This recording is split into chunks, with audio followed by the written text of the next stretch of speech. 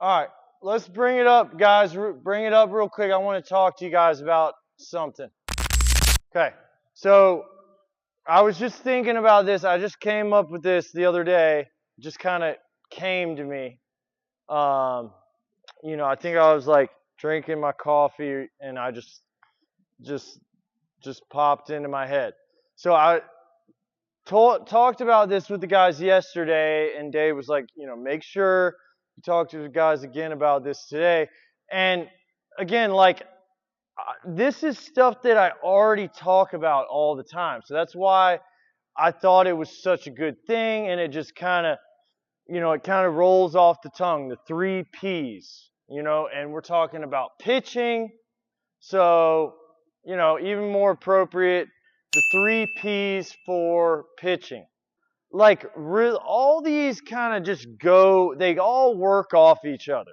Like, especially these two. Like, when you're talking about posture, like, I'll say, I was coached by a guy that a lot of you guys probably know. I won't say his name. Runs a travel organization around here. I was coached when I was young to have poor posture when I pitched. And I could understand, he would say, we want to have bad posture. Like, we want to kind of just be relaxed. I get all that, but that's not, you ever seen a pitcher who he's just kind of like bad posture, and he's just real like gangly, and just probably doesn't throw very hard, probably doesn't throw many strikes. Yeah, like, it doesn't work. Like, you've got to have good posture. So, like, the posture, guys, just being able to keep your torso erect, right? It's like, can I just hold my torso up as I go down the mound so that I can stay in sequence? Like, if I can't do that, then I'm not going to be able to stay in sequence. I'm going to lose my posture because maybe I'm falling down this way, so I have to rotate early. Maybe I can't hold up, so I kind of just go this way, right? And then the pelvis doesn't separate. I don't get separation. I don't get number 3 in the sequence. The separation, number 3. So, like, and it's not just the trunk either, guys. It's like the whole, like, you hear coaches talk about drive posture, like the relationship between the trunk and the knee and the ankle and the hip, and like where all that is. So, like, I've got to be able to keep the good, drive posture with the leg. In other words, like keeping the bow. And then I've got to be able to hold that and keep my posture up. Right? That's drive posture. I got to hold this, hold it until I separate and let my pelvis rotate under me. So posture. I've got to be able to hold. This has to be able to hold. I've got to kill time a little bit with this. I've got to hold my arm slot. I've got to hold with this so this can go. Posture.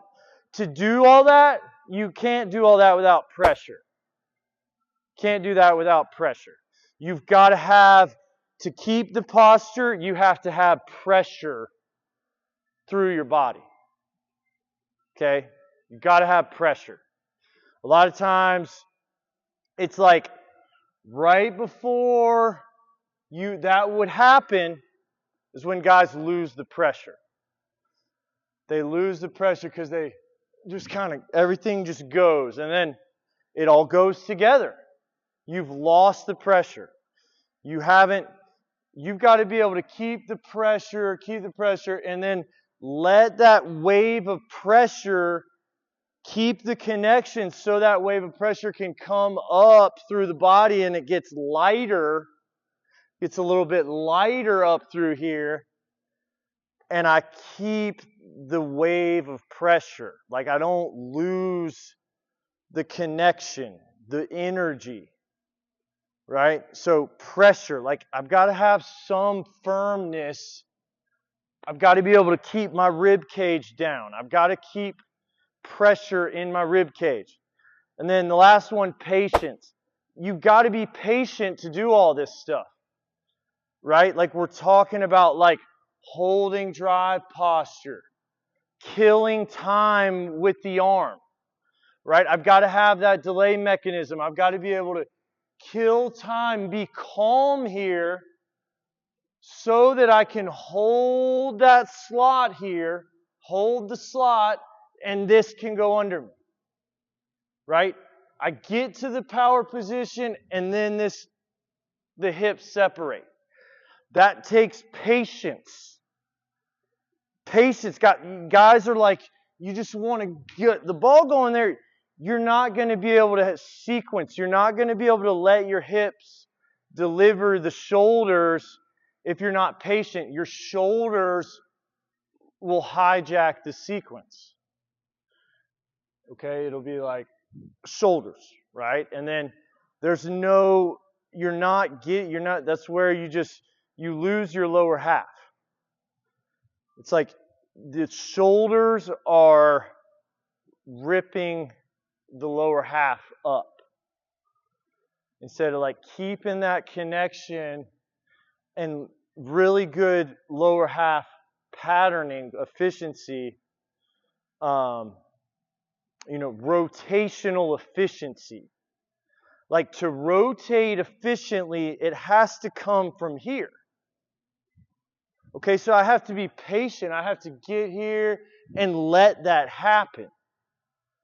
Patience. Okay?